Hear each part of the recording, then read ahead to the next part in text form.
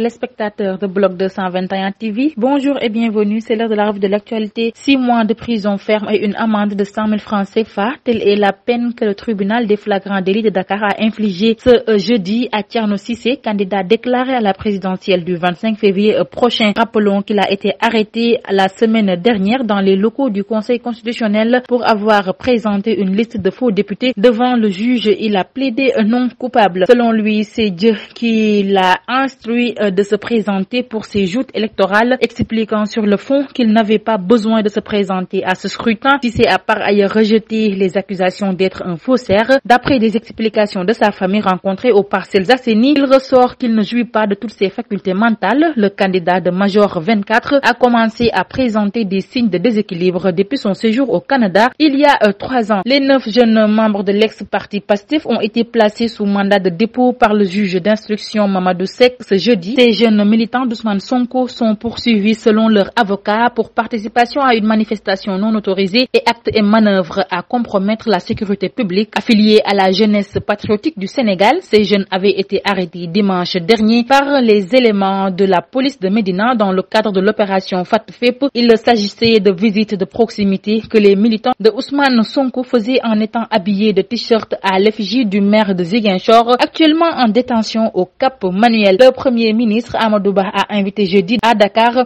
les journalistes évoluant dans l'espace francophone à user de leurs responsabilités dans l'édification d'une humanité en perpétuelle quête de justice et d'équité. Il présidait la clôture des 50e assises de l'Union internationale de la presse francophone, abritée depuis mardi par le Sénégal sur le thème médias, paix et sécurité. Le chef du gouvernement sénégalais a souligné la nécessité pour les journalistes de faire face à ces corollaires inévitables en période de troubles, de désinformation, de manipulation et toutes les tentatives déloyales de contrôler la diffusion des informations à l'encontre. Les journalistes font généralement preuve d'un sens aigu de leurs responsabilités. Les citoyens du monde et de l'espace francophone. Sur l'international, les évêques catholiques africains ont déclaré jeudi que l'approbation récente par le Vatican de la bénédiction des couples de même sexe n'était pas appropriée sur le continent africain en raison de l'étau culturel des communautés africaines. L'homosexualité est encore illégale dans de nombreux pays africains où les autorités religieuses occupent un rôle souvent prépondérant. Le mois dernier, l'Église catholique a autorisé la bénédiction des couples irréguliers aux yeux de l'Église, incluant les couples remariés et les couples de même sexe, à condition qu'elles soient effectuées en dehors des rituels liturgiques. À noter que l'opposition à la récente décision du Vatican a été particulièrement forte au Malawi, au Nigeria et en Zambie, ainsi qu'en République démocratique du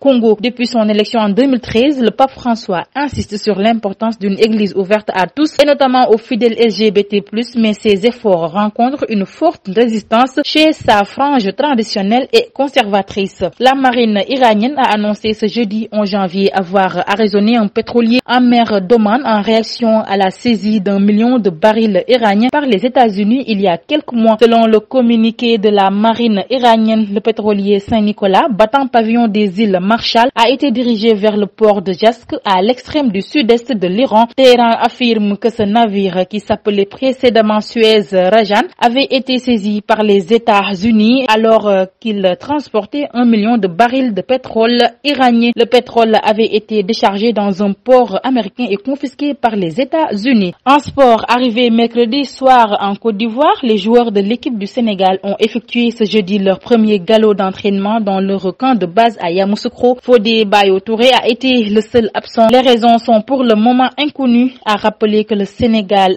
jouera son premier match lundi prochain face à la Gambie à 14h. Grand favori de la CAN, le Maroc a disputé son dernier match de préparation jeudi. Les Lions de l'Atlas ont battu la Sierra Leone 3-1. Les buts marocains ont été marqués par Youssef El Nessiri, auteur d'un doublé, et Sofiane Boufal, demi-finaliste de la Coupe du Monde. L'équipe marocaine est très attendue en Côte d'Ivoire. Elle entamera la compétition le 17 janvier face à la Tanzanie. C'était tout, mesdames et messieurs. Nous vous donnons rendez-vous très prochainement. Mais d'ici là, restez avec nos programmes. Bloc 221.